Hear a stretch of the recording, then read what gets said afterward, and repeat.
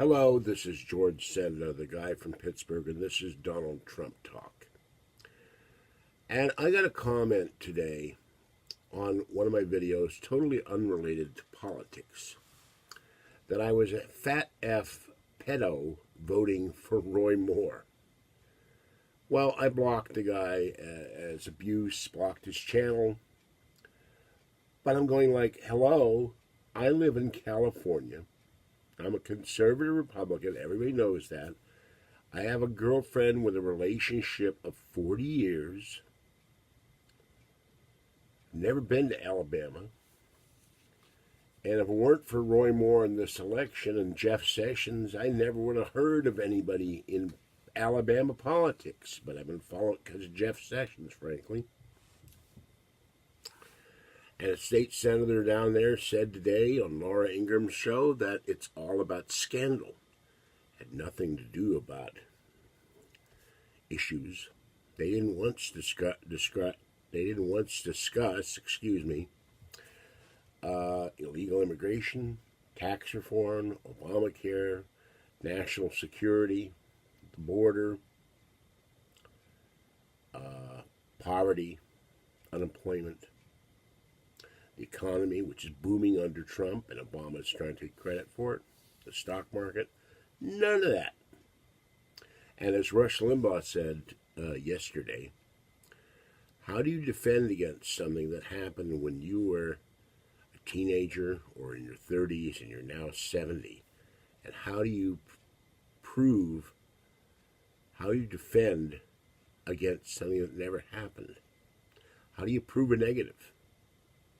Or how do you disprove a negative, I should say. It's like the DMV employee who reported to the DMV that I had a stroke because I said in line to Kathy the pain was so bad I thought I was having an effing stroke. And that's how my license got suspended. And how do you prove you didn't have a stroke if you don't have a doctor? All these allegations against Moore were unsubstantiated. There are no witnesses that say, I saw Moore hit up on somebody, I saw Moore grope anybody. They called Moore a pedophile.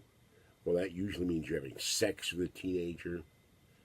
That didn't happen. There are allegations against the president. He has denied them. He says he has witnesses that were there when these women were supposedly accusing him of groping or doing other things that didn't happen. Sarah Huckabee Sanders has said that in a press conference, and a CNN reporter kept trying to ask the question over and after she told him to shut the hell up. And then he got all bent out of shape when she said, we're going to not have you attend certain events in the White House if you don't behave. But the liberal press does not behave. There used to be a time you stood up in a White House press conference or a briefing, you asked your question, you sat down. These people just keep pressing and pressing and pressing. And we had a terrorist attack on Monday. Did they ask about that? No, the first thing they ask about is sexual allegations charges, because it's all about scandal. In the old days, it sells newspapers. Now, it gets ratings, or it gets you views, or it gets you gets your channel watched. But nobody ever says, hey, did this guy really do this? And you may remember in the 2016 election, they carved out, as they did in the Roy Moore race, sorry my mouth isn't working this morning, they carved out Gloria Allred, and I always call her All-Red with capital R-E-D, because she's an ultra-leftist attorney from Southern California. And they brought a witness against the likable Herman Cain. And she said that he sexually assaulted or harassed her when she worked for the National Restaurant Association. Well, Herman Cain was forced to drop out of the presidential race. He ran a major pizza company, Godfather's, respected businessman. But once this allegation was made, he was powerless like Superman Kryptonite.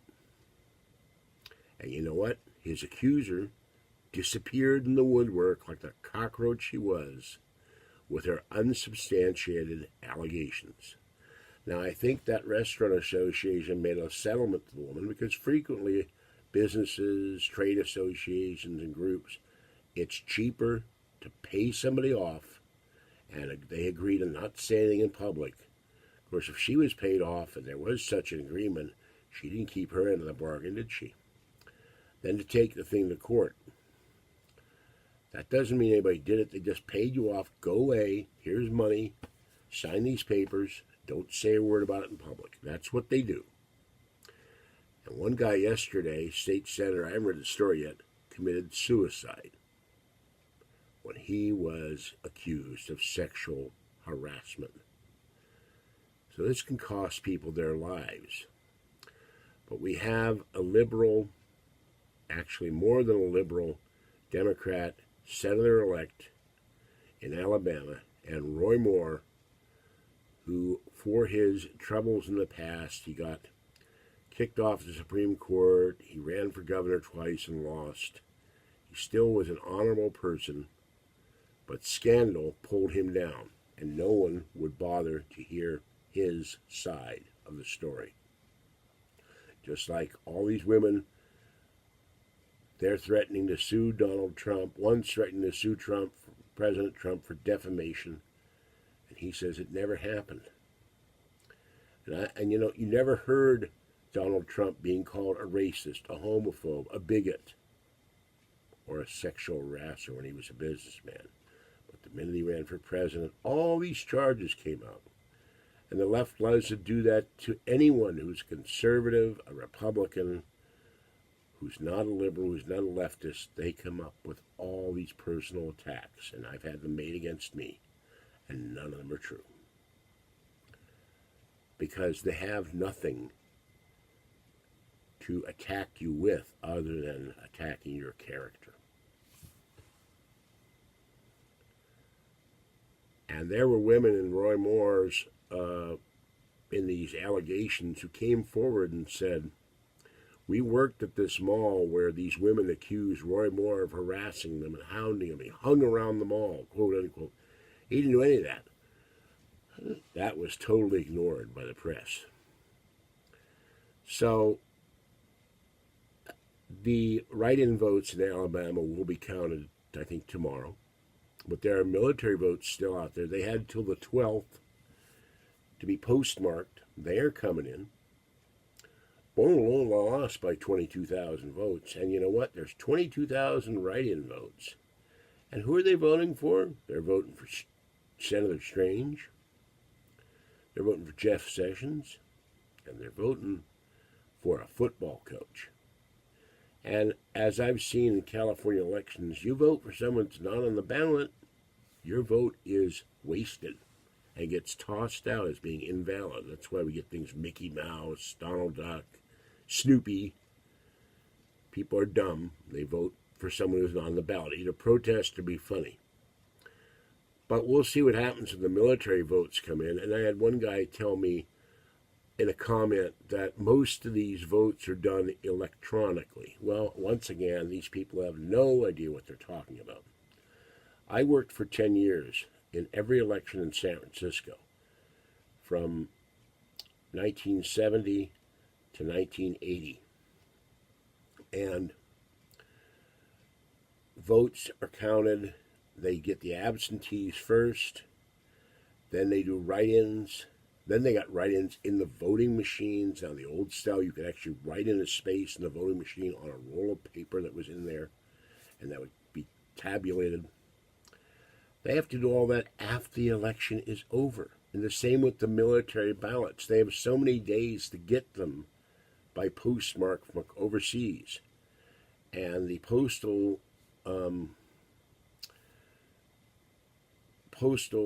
deliveries are not what they are here.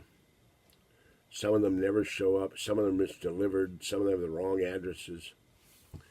Now, 18 states do not allow electronic voting by overseas people in the military or in the State Department or other things. You have to mail it in by mail, and that takes time. So Roy Moore may get a recount. And this election could well go for Roy Moore, because the military tends to vote conservative. and the bulk of our military is still men. So the liberals and the Democrats may wind up losing this seat because of what are basically absentee ballots, because they're by people out of the country. Who knows? There is one thing, 30% of the people in this election were black. And the Republican Party does need to talk to blacks. Now, President Trump is doing that. Yesterday he had a black minister and representatives talk about his tax cut bill. You won't see that covered on the left, as Lauren Ingraham says. You won't see that covered on CNN. The black minister said, we in the black community need tax cuts. We need the jobs that these engender. And until yesterday, there was no talk of giving the ultra-rich tax cut. Now they're going to drop it down 2%. But you know what? The ultra-rich in this country are what come up with the money to create companies that build jobs, like Mike Markula, who helped found Apple. And there's another thing. They lied about Mitt Romney, said he was a tax cheat, and he failed to save the life of a woman who worked for one of his companies. It's always lies with these people because they can't defend their record. So the next time you hear this garbage, look behind the scenes, look between the lines, and make up your own mind, and don't listen to the media. Because invariably, they've got their own agenda. And it's their own agenda. And to give you a final example, I turned the news yesterday to see what was happening with that election and heard ABC News at noon saying they reported the news, but then their commentator said, for once we had the right candidate in Doug Jones. And they went on for a good couple of minutes talking how wonderful it was that Doug Jones defeated Roy Moore. Bias is evident in the news, nationwide news, radio news, television news. There is no objectivity. There is no reporting the news as news. Here's what happened. Here's how the voting went. Because they give their opinion and then they show their partisanship. And that shouldn't happen in news reporting. We didn't have it years ago with Huntley and Brinkley and John Daly. We had it with Walter Cronkite. Walter Cronkite, got the American people to believe that we lost the Tet Offensive when the U.S. Army did what they were supposed to do, and they wound up destroying the Viet Cong in South Vietnam. But it was made to look as if we lost the battle, and we lost that war. And you could ask Jerry Pournelle that if he were still alive, but he would have told you if he was, and he did discuss this with me.